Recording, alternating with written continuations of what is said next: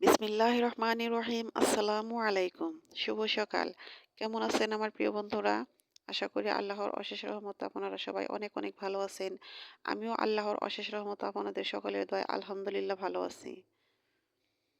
তো বন্ধুরা, কাছে দূরে দেশ বিদেশে যে যেখান থেকে আমার ভিডিওটা দেখতেছেন, এই মুহূর্তে আমার ভিডিওতে যুক্ত আছেন, সবার প্রতি রইল আমার আন্তরিক ভালোবাসা ও শুভকামনা। তো আজকে অনেক সকাল থেকে আমি এই ভিডিওটা শুরু করেছি। এখন কিন্তু অনেকই সকাল।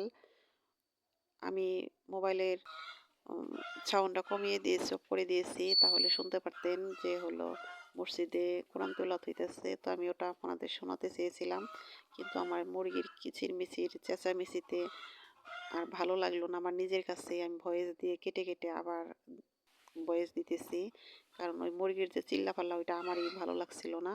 সে কারণে আপনারা বুঝতে পারলেন না, কিন্তু এখন কিন্তু অনেক সকাল। তো সকালের যে কাজগুলো আমি করতেছি সেগুলো আমি আপনাদের সাথে শেয়ার করতেছি। তো আমি বরাবর যে ভিডিওগুলো করি, সবসময় সকাল থেকে ভিডিওটা করার চেষ্টা করি, কারণ মাঝপথে থেকে আমি ভিডিও করলে আমার ভিডিওটা অসম্পূর্ণ লাগে। তো সকালবেলা থেকে আমি যে সমস্ত কাজগুলো করি সেগুলোই আমি ভিডিওতে তুলে ধরার চেষ্টা করি। তা না হলে কি করব, আমি তো গ্রামীণ বউ। আমি তো আর বাহিরের অন্য কিছু দেখাতে পারি না। তো আমি যা করি আমার চারপাশে যা, সেগুলো আমি আপনাদের সাথে শেয়ার করি। জানি না বন্ধুরা, আমার এই ভিডিওটা আপনাদের কাছে কেমন লাগে। তো আমার ভিডিওটা কেমন লাগে আমাকে অবশ্যই কমেন্ট করে জানাবেন। যদি ভালো লাগে তাহলে আমার প্রিয় বন্ধু হয়ে আমার পাশেই থাকবেন। তো ভিডিওর শুরুতে একটি কথা বলি, যে বন্ধুরা যারা এখন আমার ভিডিওতে একটা লাইক দেন নাই, প্লিজ একটা লাইক দিয়ে দেন। এটা আমি আপনাদের সাথে চেয়ে নিতেছি। আর নতুন বন্ধুদের বলতেছি, প্লিজ বন্ধুরা আমার ভিডিওটার সাথেই থাকুন। হয়তো ভিডিওটা দেখতে দেখতে কোথাও একটু অংশ হলেও ভালো লাগবে। যদি ভালো লাগে তাহলে আমার প্রিয় বন্ধু হয়ে থাকতে পারেন, আমার চ্যানেলটাকে সাবস্ক্রাইব করে দিয়ে আমার পাশেই থাকতে পারেন। তো সকালবেলা যে গাছে বাহিরে পানি দিয়েছি সেগুলো আমি আপনার সাথে শেয়ার করলাম না। এই তো আমার ঘরের গাছগুলো, এখন তো শীতকাল, ঘরের কাছে যে গাছগুলো আছে ওগুলোতে প্রতিদিন পানি দিতে হয় না, আমি একটু একটু দিই। ওগুলো আর আমি সবসময় আপনাদের সাথে শেয়ার করি না। এই যে একটা গাছ, এই গাছটা আমার অনেক পছন্দের, ঝাউ গাছ না কি গাছ বলে। এই গাছটা অনেক সুন্দর, কেটে দিয়ে আবার লম্বা হয়, সুন্দর দোলনার মতো দোলে, ভালো লাগে। তো এই তো আমার সকালের কাজ শেষের দিকে, সকালের কাজ আমার শেষ হয়ে গেছে। এখন সকালে আমি একটি পিঠা বানাবো। তো এখনো মুরগিগুলো ছাড়িনি, মুরগিগুলো ছাড়বো, তারপরে আমি পিঠা বানাবো। আমার চাচি শাশুড়ি পিঠা বানাইতেছে। তো আমার ঘরে কিছু চালের গুঁড়া ছিল আর গুড় ছিল। আমার ছোট ছেলের অনেক ভাপা পিঠা অনেক পছন্দের। তো 2 দিন আগে বলছিল যে আম্মু আবার পিঠা বানাও, পিঠা খাবো। তো বলছি যে দিবনে বানিয়ে। তো যাই হোক, আজকে ওদেরা চুলায় বানাইতেছে, তো ভাবতেছি যে ওইগুলো দিয়েই ওকে বানিয়ে দেবো। তো অনেক সকালে আমি গুঁড়িগুলো বের করে রেখেছি। এখন আমি যাব ওই চুলার পাড়ে পিঠাগুলো বানাতে। তো পিঠাগুলো যে আমি বানিয়েছি সেগুলো আর আমি আপনাদের সাথে শেয়ার করতে পারলাম না। আমি তো আরেক চুলার পাড়ে গিয়ে বানিয়েছি। তো পিঠাগুলো বানিয়ে এনেছি। 6টা পিঠে হয়েছে, বেশ সুন্দর হয়েছে। দেখেন পিঠাগুলো অনেক ভালো হয়েছে। তো পিঠা, ভাপা পিঠা এই বাড়িতে দেখা যায় সবাই পছন্দ করে। আপনাদের ভাইও পছন্দ করে, আমার শ্বশুর, তারপরে আমার ছেলে। এই পিঠা, এই ভাপা পিঠা আর হলো সিদ্ধ পুলি পিঠা আছে, সেই পিঠাটা অনেক পছন্দ করে। তো পিঠা বানাইতেছি আর এদিকে দুয়ারে বসে সবাই খাইতেছে খুব মজা করে। তো আমিও গেলাম দুয়ারে, একটু রোদ এসেছে, ওই দুয়ারে বসে খাইতেছে আমার চাচা শ্বশুর, আবার আমার নানা শ্বশুর এরা এসেছে, নানি শ্বশুর, সবাই বসে খাইতেছে। তো ভাবলাম আমি আর মিস করবো কেন, তো আমিও চলে এসেছি, আমি খাইতেছি। এদিকে আমার ছেলে খাওয়া শেষ, ওই যে ভিডিও করতেছে যে আম্মা আমি তোমার ভিডিও করি। হ্যাঁ করো, সমস্যা নাই। তো এই যে দেখেন রোদ পড়েছে, হাতে করে নিয়ে নিয়ে দাঁড়িয়ে দাঁড়িয়ে পিঠাগুলো খাইতেছি। তো খুব ভালো লাগলো শীতের সকালে এইভাবে দুয়ারে বসে খেতে, কিন্তু খুব মজা লাগে। সবজি খিচুড়ি আর হলে পিঠা, দুইটা জিনিস খুব মিস করি। শীতকাল চলে গেলে, শীতকালে এই উঠানে যে বেলা ওঠার সাথে সাথে রোদ পড়ে, তখন খুব এগুলা খেতে খুব ভালো লাগে। শুধু আমরা না, এই আমাদের এই কয় বাড়ির মানুষ এরকমভাবে বসে বসে খায়।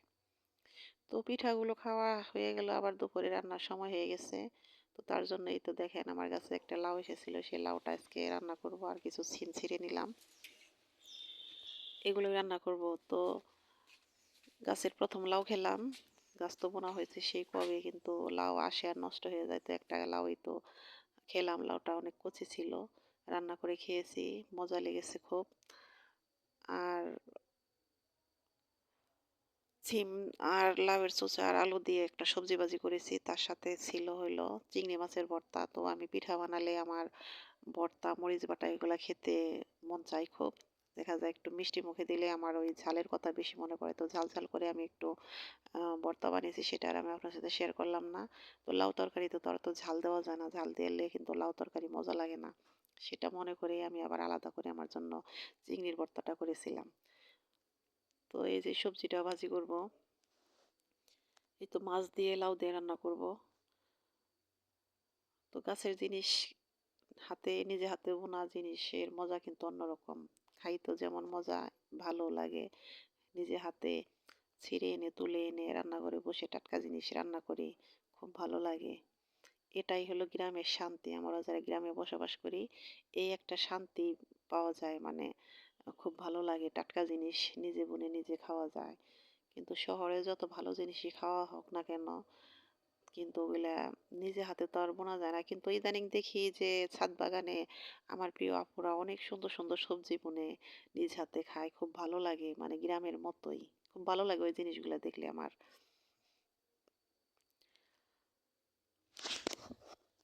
তো বন্ধুরা, আমার কিন্তু লাউটা অনেক পছন্দ। তো লাউ তরকারি কার কার এরকম পছন্দ কমেন্ট করে জানাতে পারেন। আসলে এই লাউটা আমি অনেক পছন্দ করি। আগে থেকে যে কোনোভাবে লাউটা রান্না করলে আমার কাছে বেশ অনেক মজা লাগে। তো আমি যে লাউটা রান্না করলাম, আমার লাউটা অনেক মজা হয়েছিল, খেয়েছি। তো বন্ধুরা, কথায় কথায় গল্পে গল্পে আমি ভিডিওর লাস্ট পর্যায়ে চলে এসেছি। আমার ভিডিওটা কেমন লাগলো, আমার কথাগুলো কেমন লাগলো অবশ্যই আমাকে কমেন্ট করে জানাবেন। আর ভিডিওটা দেখতে দেখতে যারা এখনও লাইক দিতে ভুলে গেছেন, প্লিজ বন্ধুরা লাইক দিয়ে আমার ভিডিওটা কন্টিনিউ করেন। আর নতুন বন্ধুদের বলতেছি, প্লিজ বন্ধুরা সাবস্ক্রাইব করে আমার পাশে থাকবেন। আমিও আপনাদের পাশে থাকবো। আমরা একে অপরের পাশে না থাকলে কেউ এগিয়ে যাব না। একে অপরের সাপোর্ট আমাদের অবশ্যই করতে হবে। তো একে অপরকে সাপোর্ট করব, সবাই সবাইকে ভালোবাসবো ইনশাআল্লাহ। তো এই তো লাউ তরকারির আরেকটা মজা, সেটা হলো ধনিয়া পাতা। ধনিয়া পাতা, লাউ, তারপরে মূলা, এগুলোর মধ্যে ধনিয়া পাতা না দিলে কিন্তু ভালো লাগে না। শীতকালে সবজিতে ধনিয়া পাতা দিলে সবটাই ভালো লাগে। তো এখন আমি ভাজিটা করবো। তো ভাজির মধ্যে একটু পাঁচফোড়ন দিয়ে দিলাম। সবজি ভাজিতে পাঁচফোড়ন দিলে কিন্তু ভালো লাগে। পাঁচফোড়ন দিয়ে কাঁচামরিচ পেঁয়াজ দিয়ে তেল দিয়ে লবণ দিয়ে ভাজি করবো। এর মধ্যে কিন্তু আমি হলুদ দিলাম না। তো ভাজিটা অনেক সুন্দর হয়েছে। তো এদিকে রান্না করতেছে, এদিকে এই যে দেখেন আমার ছেলের কাজ। নারকেল গাছ ঝোড়া হয়েছে, সে ডাইগাগুলো পানিতে পড়ে গেছে, সেগুলো টেনে টেনে উঠাইতেছে। বলতেছে যে আমার রান্নাটা শেষ হোক, পরে আনা যাব, একা একা আনতে পারবো না। কে কার কথা শুনে? আমার ছেলে অনেক কাজের লোক, ও কাজ দেখলে আর স্বস্তির থাকতে পারে না, একাই 100। তো আমি আবার রান্না রেখে আমি আবার গেছি দেখতে, যে দেখি কি করে। তো আমার কথা শুনলই না। আমার রান্না শেষ, এদিকে ওর কাজও শেষ। ওই নাইকেলের যে যতগুলো ডাইগা ছিল সবই একা একা আনছে।